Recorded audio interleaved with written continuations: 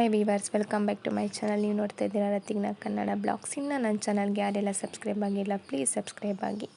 ಇವಾಗ ಮುಖ್ಯವಾಗಿ ಪ್ರತಿಯೊಬ್ಬರ ತಂದೆ ತಾಯಿ ತಿಳಿದುಕೊಳ್ಳಬೇಕಾಗಿರೋ ವಿಷಯ, 15 ವರ್ಷದ ಒಳಗಿನ ಮಕ್ಕಳು ಅಂದರೆ 1 ವರ್ಷದಿಂದ 15 ವರ್ಷದೊಳಗೆ ಯಾರ್ಯಾರು ಮಕ್ಕಳು ಇರ್ತಾರೋ ಅವ್ರಿಗೆ ಕಡ್ಡಾಯವಾಗಿ ಇವಾಗ ಆಧಾರ್ ಕಾರ್ಡ್ ಮಾಡಿಸ್ಬೇಕು ಅಂತ ಸರ್ಕಾರ ರೂಲ್ಸ್ ತಂದಿದೆ. ಯಾಕಂದರೆ ಇವಾಗ ಮಕ್ಕಳು ಸ್ಕೂಲಿಗೆ ಸೇರೋದ್ರಿಂದ ಹಿಡಿದು ಪ್ರತಿಯೊಂದಕ್ಕೂ ಆಧಾರ್ ಕಾರ್ಡ್ ಬೇಕೇ ಬೇಕು. ಆದ್ದರಿಂದ ಇವಾಗ ರೇಷನ್ ಕಾರ್ಡಿಗೆ ಮಕ್ಕಳನ್ನ ಸೇರಿಸ್ಬೇಕು ಅಂದರೂ ಸಹ ಆಧಾರ್ ಕಾರ್ಡ್ ಬೇಕೇ ಬೇಕು. ಅದೇ ರೀತಿ ಅವ್ರು ಸ್ಕೂಲಿಗೆ ಸೇರಿಸ್ಬೇಕಂದ್ರೆ ಮತ್ತು ಅವ್ರು ಸ್ಕೂಲ್ ಮುಗಿದು ಕಾಲೇಜ್ ಲೈಫ್ ಮುಂದೆ ಯಾವುದೇ ರೀತಿ ಕೆಲಸಕ್ಕೆ ಹೋಗ್ಬೇಕಾದ್ರೆ ಆಧಾರ್ ಕಾರ್ಡ್ ಬೇಕೇ ಬೇಕು. ಆದ್ದರಿಂದ ಸರ್ಕಾರ ಇವಾಗ ಕಡ್ಡಾಯವಾಗಿ ಆಧಾರ್ ಕಾರ್ಡ್ ಮಾಡಿದೆ.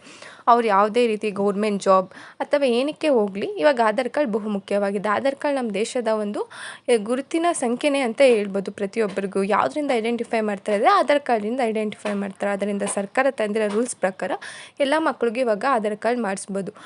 15 ವರ್ಷದ ಒಳಗಿನ ಎಲ್ಲ ಮಕ್ಕಳಿಗೆ ಆಧಾರ್ ಕಾರ್ಡ್ ಮಾಡ್ಸೋಕ್ಕೆ ಏನೇನು ಬೇಕು ಅಂದರೆ ಬರ್ತ್ ಸರ್ಟಿಫಿಕೇಟ್ ಮತ್ತು ಹಾಸ್ಪಿಟ್ಲಲ್ಲಿ ಡಿಸ್ಚಾರ್ಜ್ ಸಮ್ಮರಿ, ತಂದೆ ತಾಯಿದು ಆಧಾರ್ ಕಾರ್ಡ್, ಇಲ್ಲಾಂದರೆ ಗುರುತಿನ ಚೀಟಿ, ಅವರು ಸ್ವಂತ ಮನೆಯದು ಪತ್ರ, ಇಲ್ಲ ಲೈಟ್ ಬಿಲ್, ಡ್ರೈವಿಂಗ್ ಲೈಸೆನ್ಸ್, ಈ ಥರ ಯಾವುದೇ ಇದ್ರೂ ಪರವಾಗಿಲ್ಲ, ನೀವು ಹೋಗಿ ಆಧಾರ್ ಕಾರ್ಡ್ ಮಾಡಿಸ್ಬೋದು.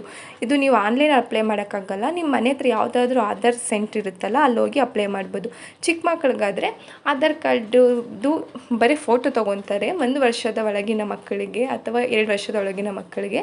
ಇನ್ನು ಅದಕ್ಕಿಂತ ದೊಡ್ಡವ್ರಿಗೆ ಸ್ಕೂಲ್ದು ನೀವು ಒಂದು ಸರ್ಟಿಫಿಕೇಟಲ್ಲಿ ಅವ್ರು ಓದ್ತಾ ಇರೋದು ಒಂದು ಸರ್ಟಿಫಿಕೇಟ್ ತೊಗೊಂಡು ಹೋದರೆ ನಿಮಗೆ ಅವ್ರದ್ದು ತಂದೆ ತಾಯಿದು ಎಲ್ಲ ಇನ್ಫಾರ್ಮೇಷನ್ ತೊಗೊಂಡು ಆಧಾರ್ ಕಾರ್ಡ್ ಮಾಡಿಕೊಡ್ತಾರೆ.